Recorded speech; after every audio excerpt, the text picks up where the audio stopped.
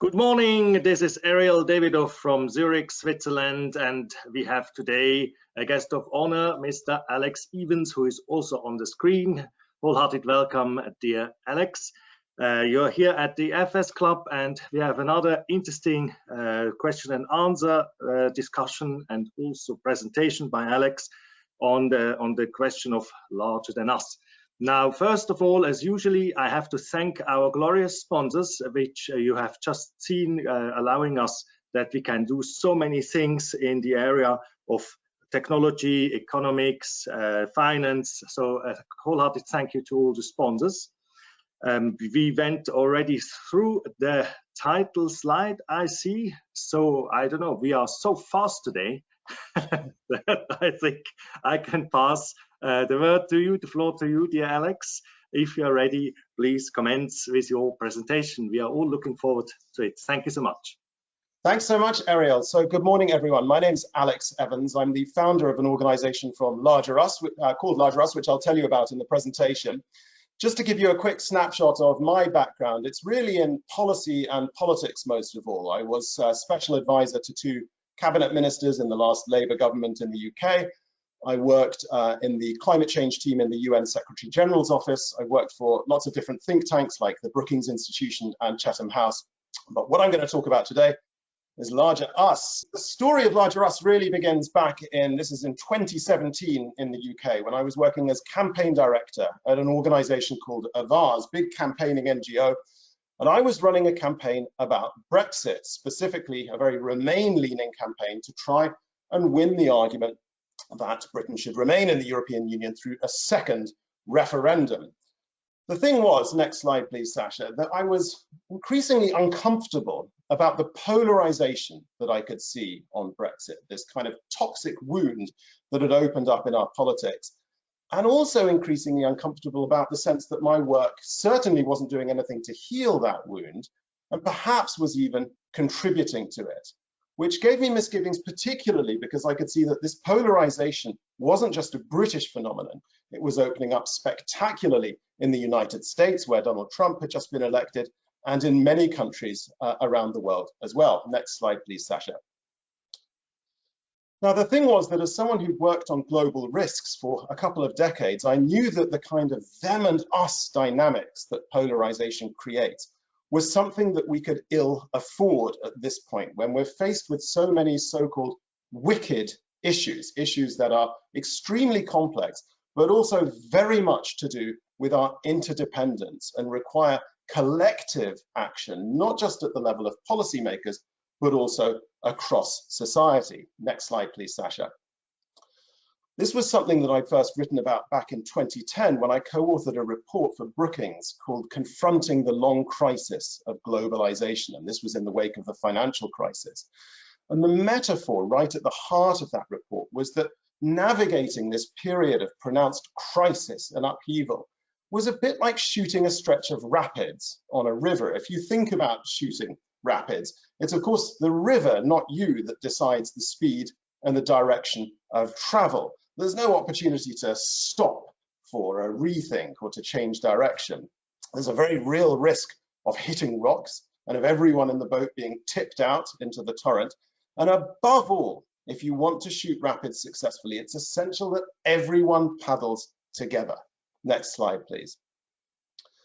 So the thing about the polarization that I was seeing with Brexit, and perhaps contributing to, is it made me realize how many different actors have both motive and opportunity to fan the flames of these them and us dynamics. When you look at, for example, tech companies like Cambridge Analytica, how it used psychological profiling and social media micro-targeting to get people to see the world in them and us terms during election times, or Facebook, whose content algorithms deliberately push at us the kind of things that we find scary or outraging, because it's a very effective way of monetizing our attention.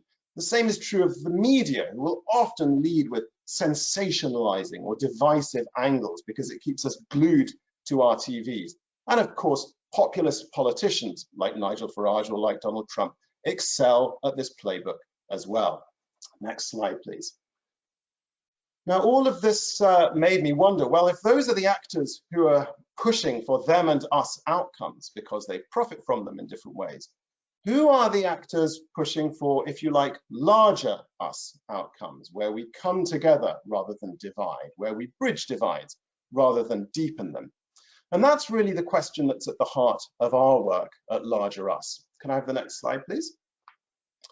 In particular, we're interested in trying to help rally and support a different kind of change maker, because as I realized when I was campaigning on Brexit, a lot of the time the sort of change making tactics that we use as campaigners or as politicians or other people who are trying to change the world in different ways are often divisive. So I was interested in, what if we had a different kind of change maker who excels at bringing people together rather than dividing them? And in our work at Larger Us, there are 5 questions right at the heart of it that we explore in the Larger Us program that we run. And these are how we can create belonging, how we can bridge divides, how we can appeal to love, not fear, particularly where we feel threatened, how we can help people to navigate crises, and how we can tell stories that bring people together. And as you'll see, all of these are as much psychological as they're political. And this is very much the space that we're always seeking to work in, where our states of mind and the state of the world intersect. Can I have the next slide, please? So first one, how we can create belonging. Next slide again, please. You're probably familiar with the idea that we're living through a so-called epidemic of loneliness, and in particular that got much worse for many people during COVID-19. And of course, this has terrible mental health impacts, and it also has physical health impacts. Researchers on loneliness sometimes say that it has the same effect on life expectancy if you're chronically lonely as if you smoke 15 cigarettes a day. Next slide, please. But what we're particularly interested in is less the personal and more the political impacts of this kind of chronic loneliness that there's so much of in our society. One reason is because it affects how we show up as citizens. There's good evidence to show that when we feel lonely, we actually become more self-centered and less empathetic towards other people, which is a big deal if you're trying to bridge divides. Next slide again, please. But in particular, where loneliness becomes important is where it's such a key factor in understanding extremism. If you look, for example, at so-called incels, these are men who are extremely angry because they're not in relationships and they feel deep shame as a result. That sense of loneliness can kind of pull people into extremism. Same when you see a mass shooter event in the United States. It's almost invariably a lonely man who's the perpetrator. Next slide, please. Similarly, if you look at far-right groups, like the Proud Boys in the United States, like Pegida in Germany, or like the English Defence League here in the UK, or indeed Islamist groups like Hizb ut-Tahrir in the picture, these are all networks and groups that really excel at preying on people's loneliness and the need to feel like you belong. And they do so by creating a kind of belonging that is exclusive. It's belonging based on who else is excluded. Next one again, please. And in particular, loneliness is really important if we want to understand authoritarianism. This is something that the great writer Hannah Arendt understood years ago when she wrote that terror can rule absolutely only over men who are isolated against each other. Therefore, one of the primary concerns of all tyrannical government is to bring this isolation about. Isolated men are powerless by definition. Next slide, please, Sasha.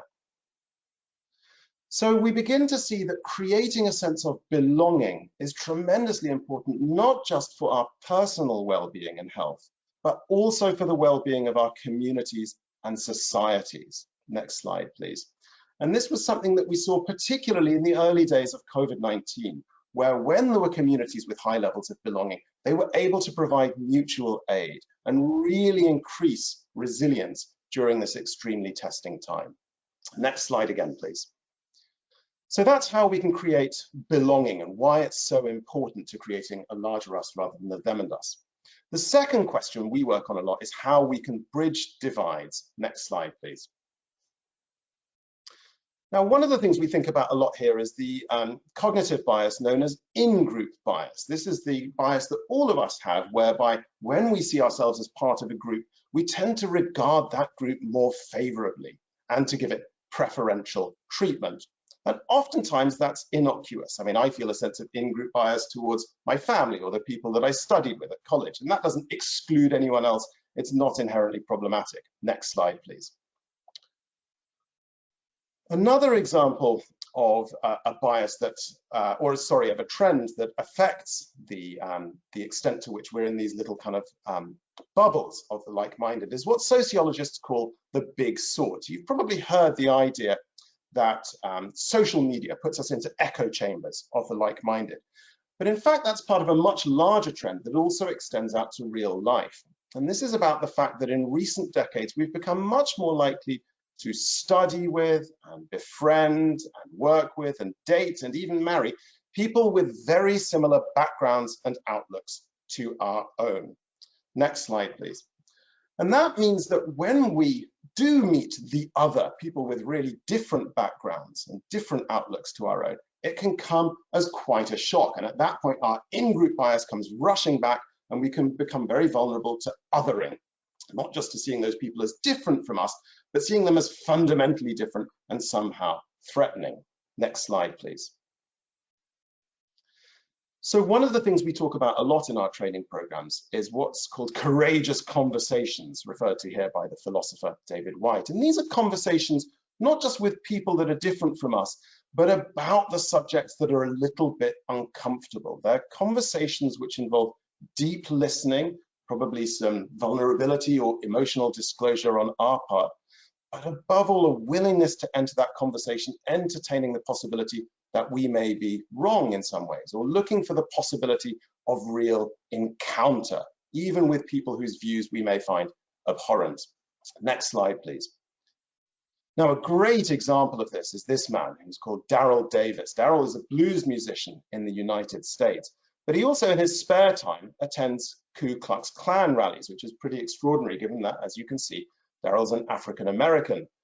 Now, Daryl has a fascinating story, which I don't have time to tell now, but the point is that what he does is befriend white supremacists, and he doesn't call them out, he doesn't tell them why they're wrong, he just wins their trust through conversations and open-ended questions, and gives them space over time to re-examine their own biases. And to date, Daryl has persuaded 200 people to leave white supremacist groups, many of whom give him their robes when they leave the KKK. So that's an extreme example of courageous conversations, but it's also a discipline that in a smaller way we can use in our own lives to bridge the differences that we often see around us. Next slide, please. Okay, third big question at the heart of our work is all about how we can appeal to love, not fear, particularly when we feel threatened. Next slide. Now, you're probably familiar with the so-called fight or flight response, or more accurately, the fight, flight, freeze response. This is when we feel under threat and all sorts of things happen in our body when our amygdala, a little almond-shaped part of our brain right at the bottom of our brain, fires up this autonomic nervous response. We're getting ready to literally fight or flee for our lives. Next slide, please. Now, when we're faced with physical danger, it's an extremely effective response. Fight, flight, freeze is something that's kept us alive as a species all the way up to date. And in our individual lives, it keeps us safe all the time as well. It's there whenever we need it to get us ready again to fight or flee for our lives. Next slide, please. The problem is that fight, flight, freeze can also be fired up by things that aren't physical danger, the thing it was designed for, but are more social or political issues. So when we watch the news, when we're on social media, encountering people who infuriate us with their views, those sort of things, again, can fire up that fight, flight, freeze threat response. Next slide, please. Now, the problem is that fight, flight, freeze doesn't just create physical effects of getting us ready to fight or flee, it also creates all kinds of emotional effects, which have really important impact for politics. We start to feel overwhelmed very easily when we're in fight, flight, freeze. We become less empathetic and more assertive or even aggressive. We're focused not on the common good, not on the collective interest, but much more on our individual self-interest. Relatedly, we really lock into those in-groups that I was talking about earlier. And we become much less good at critical thinking, at distinguishing, for instance, between what's real and what's hypothetical or illusory. Next slide, please. And at worst, what this can do is create a dynamic that's called mutual radicalization. So this is where, for example, if I and my in-group feel threatened by something, we may start to act out in ways that make the other side threatened. Maybe we show contempt towards them. Maybe we start acting aggressively. And then as they feel threatened, they begin to act out in ways that amplify the sense of threat that my side feels. And so you can see how you can get a positive feedback loop where each side is in effect kind of egging the other one on. Next slide, please. And this is something that I saw vividly when I was living in Jerusalem just after I was working on Brexit. And I hadn't been there for a good 15 years, and it was terrifying to see how much worse polarization had become between Israelis and Palestinians, how each side felt so threatened by the other side, and how that was ramping up extremism on each side of the divide. Next slide again, please. So what's the alternative? Well, in our personal lives, it can be about what Viktor Frankl, the great concentration camp survivor and psychotherapist, wrote about here, where he said that between stimulus and response, there is a space. In that space is our power to choose our response. In our response lies our growth and our freedom. And this has a kind of neurological concomitant that if the amygdala, the part of our brain I mentioned earlier that takes us into fight, flight, freeze, that's an automatic response.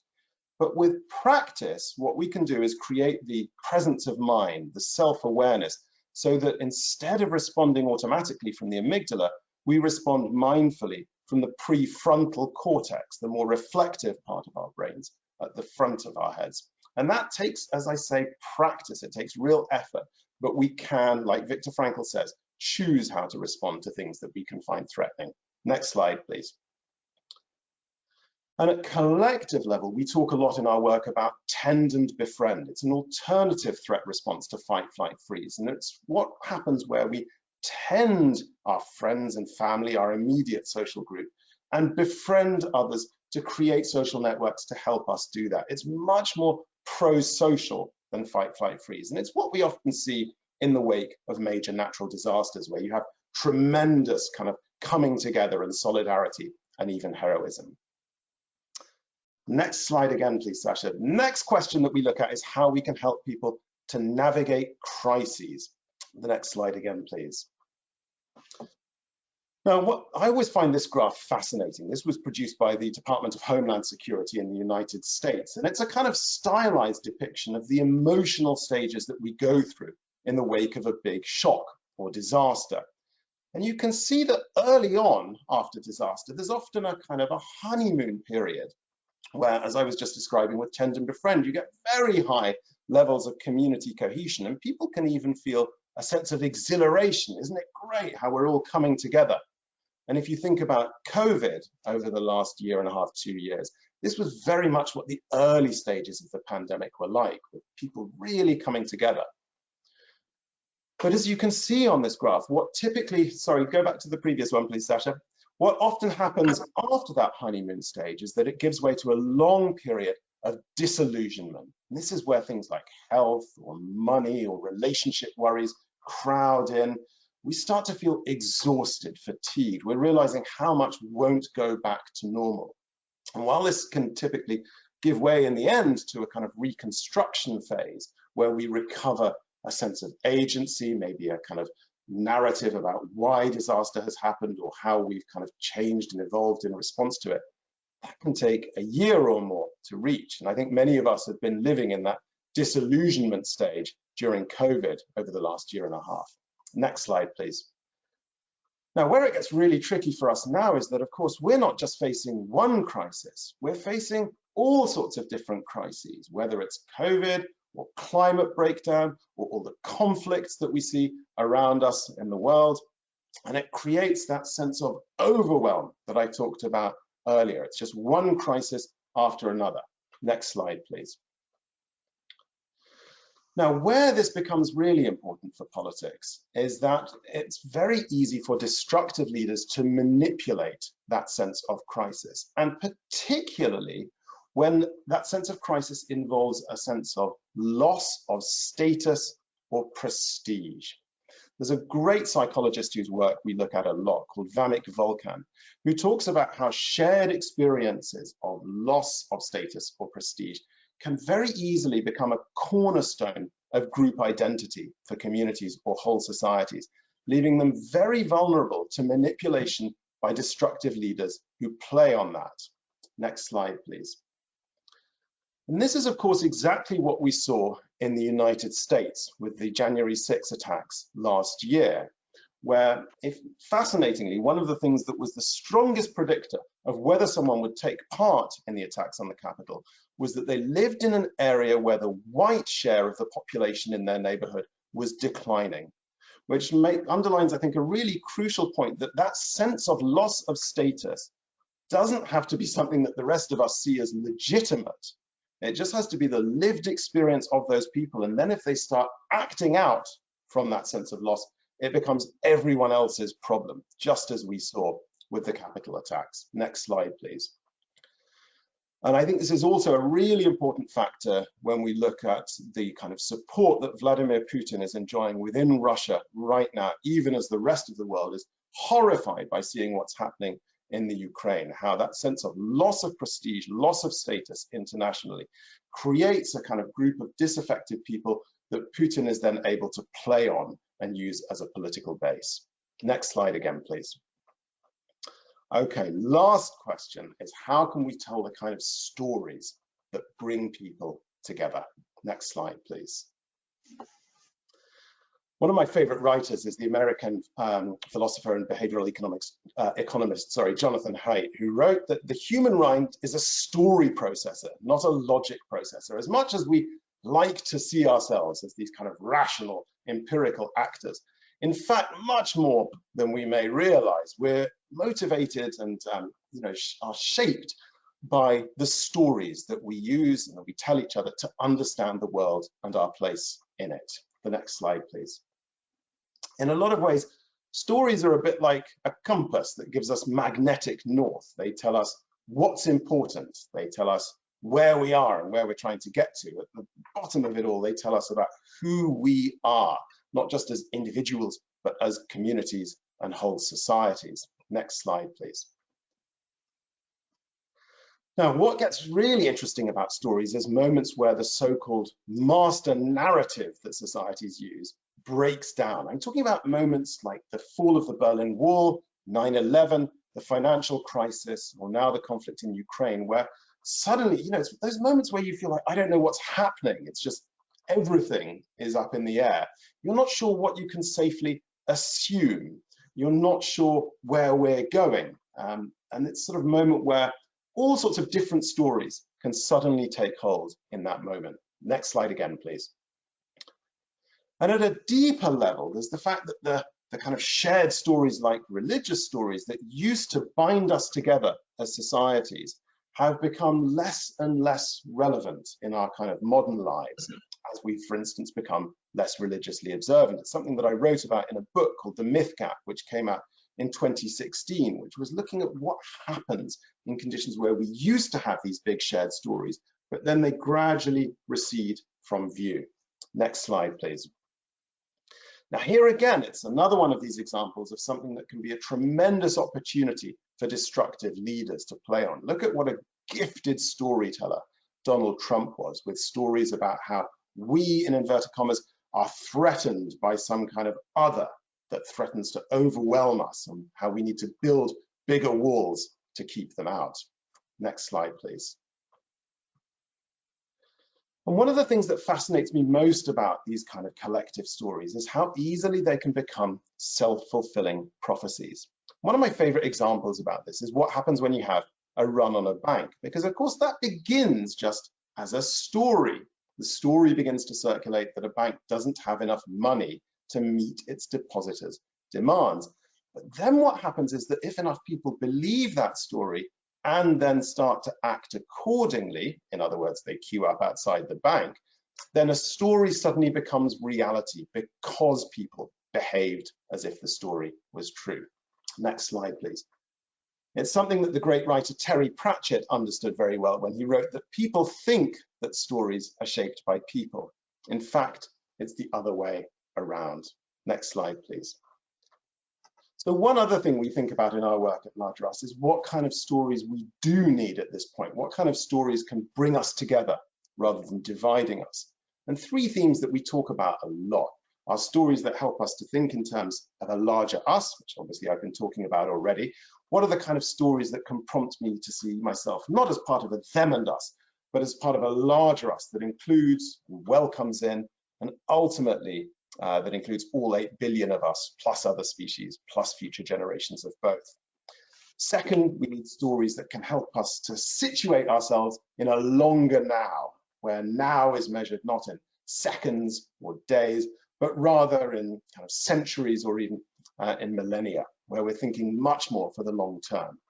And finally, I think the kind of stories we need now are stories that nudge us to think in terms of a different good life, where we're valuing different things. So rather than, for instance, zoning out on economic growth, we're looking at the growth of our maturity as a species and our ability to kind of steward the world in an intelligent way. Next slide, please. So that is it for the presentation. What I've covered here is just some of the ideas at the heart of our work. I haven't really had time to talk about what we do to try and put those ideas into practice, but I'd be very happy to do that in discussion now. But for now, thanks so much again for the invitation to join you. Thank you so much, dear Alex. I thought that was a fascinating run through our minds and our stances.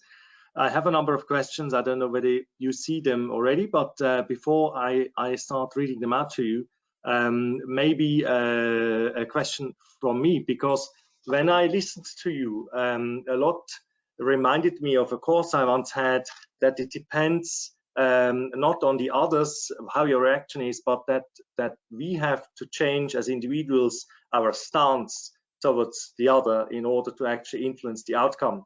So, for example, if somebody insults me, I can do exactly as you say. I can become emotionally engaged and counter insult, or I can, like in judo, step back and let this pass, or say I probably misunderstood you. How I mean, these are things which I find what you told us today, you find in so many layers between two people, between nations. You know, you find it mirrored everywhere. What do you think? Can you see that as well? Yeah, well, it's a great question, and I completely agree with where you're coming from. I mean, in fact, it's very much the question that I started with when I began Larger Us, because I mentioned Cambridge Analytica in the slides. Yes. And, you know, I had a lot to do with them. You know, I felt like we were on the other side of that argument when I was at Avars, and they were working on Brexit from the other side. But what they sought to do was, in effect, to kind of weaponize our own anxieties against us. And there's lots of debate about how successful they were. But it left me with the question, if that were successful as an approach, how would you inoculate a society against that kind of deliberate trolling and that use of psychology and social media to, as I say, weaponize our own anxieties against us? And I think you're absolutely right that it's a multi-level proposition. One of the things that we talk about on our program that we run is how doing this work involves work on ourselves and work with each other at the kind of relational level, the ability to have, for example, the courageous conversations I was talking about, and then work together at a larger scale to get to grips with these kind of enormous political issues confronting us at this point in the 21st century. And there is this kind of golden thread running through it, that all of those three levels have, you know, psychological aspects. They are as much about states of mind as the state of the world. And yet, you know, in my old worlds of campaigning or in politics, we don't really think that much about psychology. We don't think about what emotional state are we taking people into, and does that emotional state make them better or worse citizens? It's very interesting. Thank you so much. So that our audience also gets something from you, I'm going to read out the first question or comment from Mr. Graham Elliott. Does a tendency towards defining oneself as only one thing, for example, being English, rather than as many things that make up each person, cause people to create tribal separations? He goes further, our inherent complexity and breadth of self-identities can be emphasized to reduce the tendency to adopt the us and them as life strategy? Oh, that's a terrific question. Thanks, Graham. I think you're right that just identifying with one aspect of ourselves is inevitably going to kind of amplify that in-group bias and exclude everyone who's not included in that. And I think that, you know, it's possible, of course, to have like nested identities. I mean, I see myself as part of my family, of course. I see myself as a resident of the little village that I live in Yorkshire, but I also see myself as English, as British, as European, and ultimately, you know, as a citizen of the world or as a human.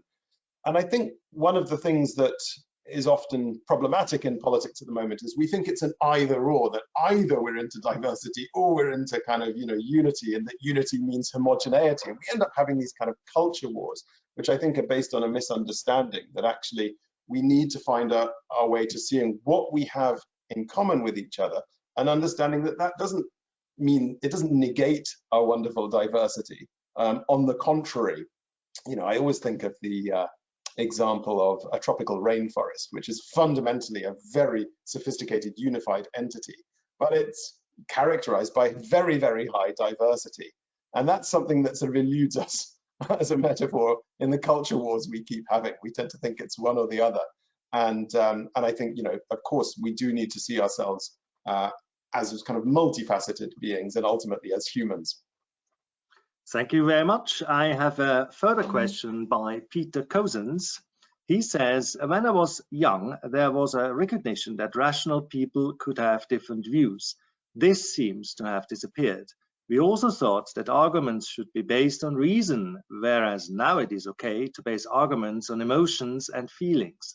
Do you agree? And if so, how did this change come about? Yeah, another great question. Thank you, Peter. I mean, I think that my hunch is that we've always been a bit less rational than we thought. I mean, I look at the data, for example, on how people vote at election time. And, you know, people tend to think that they are rational.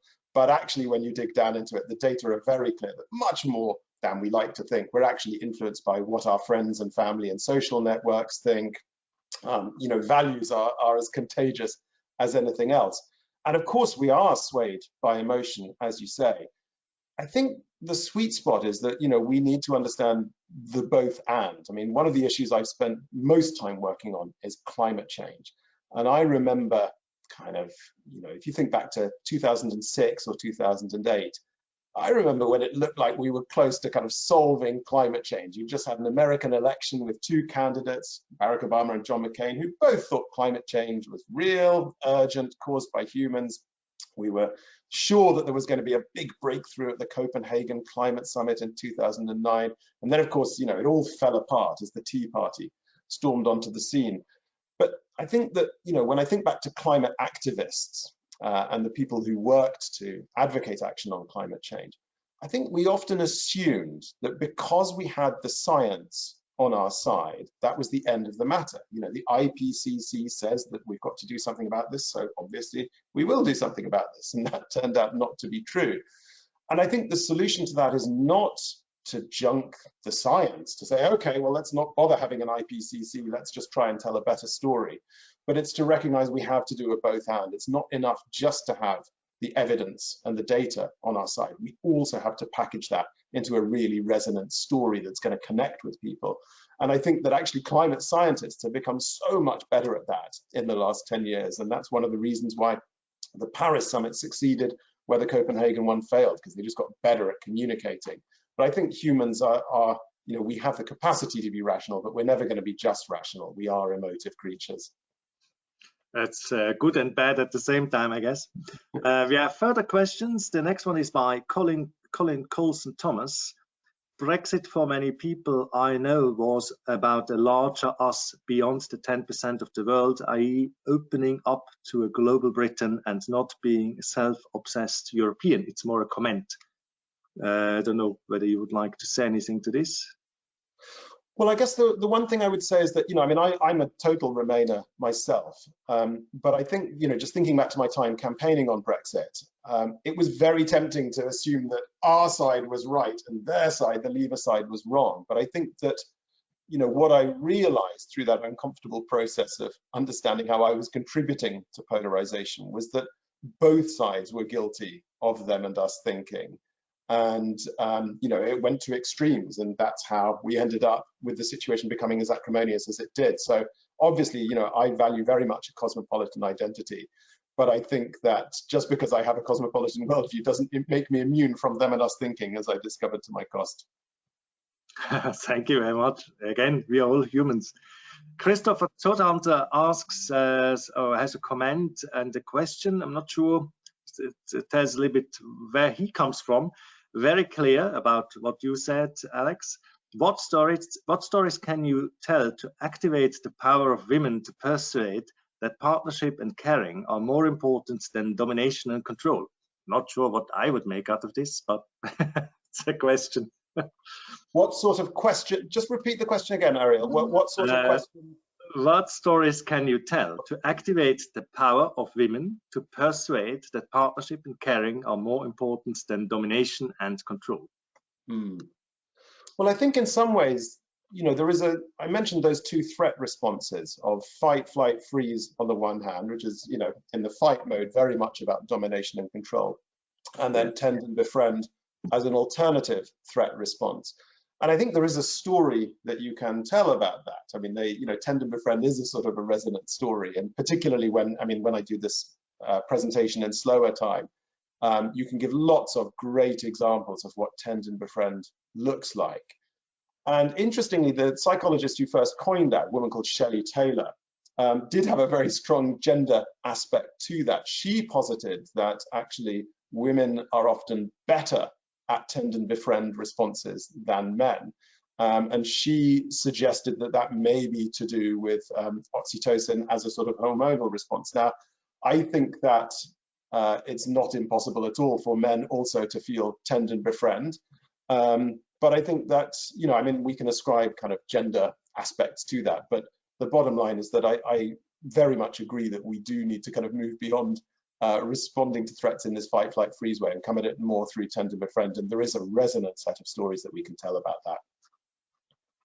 Thank you. We have another two questions. One is by Douglas Andrews, and he says there are many programs around the world to deprogram terrorists, for example, jihadists. Is it possible to apply their methodologies on a mass basis to combat political extremism more generally?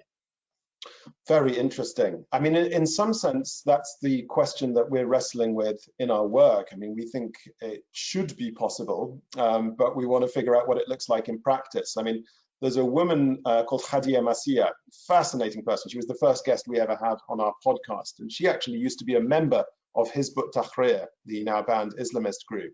But then she came out of it and now runs a wonderful network that works on counter-extremism and de-radicalization. And the sort of insights that they have from their work are very much ones that we draw on in our work about, for example, the things I was talking about, the importance of belonging, the importance of conversations across lines of difference, the importance of helping people, when they're feeling a sense of loss of status or prestige, whether or not we see that as legitimate. All these things are really important if we want to kind of bring people into society rather than see them drift into extremism. I think the question is really, this is the one we're most interested in. How would you do that on a big scale? Because Hadia's work, a lot of it is kind of one-to-one mentoring with kids who are at risk of being drawn into extremism. It's very kind of, resource intensive. And, the kind of dream I have that really animates the work that I do is that, I'm aware that a lot of campaigners, people who do the kind of work that I used to do at Avars, they will reach for a them and us playbook because it's such an effective way of firing people up. When I worked in politics as well, you always, as a political party, you want to have a clear dividing line, we always say, from your opponent. And the problem with that is, yeah, it fires people up. It's great for generating media interest and so forth. But if it's at the same time increasing division, the risk is you're all the time winning battles and losing the war.